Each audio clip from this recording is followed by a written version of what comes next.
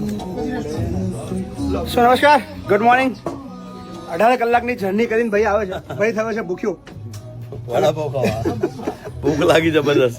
સો UK ની અંદર ભૂખ લાગી છે ને માગી ભાઈ હું ખાવું છે. ઓપ્શન બધા બહુ આવ્યા પણ ખાલી ભાઈ માગ્યો વડાપાવ.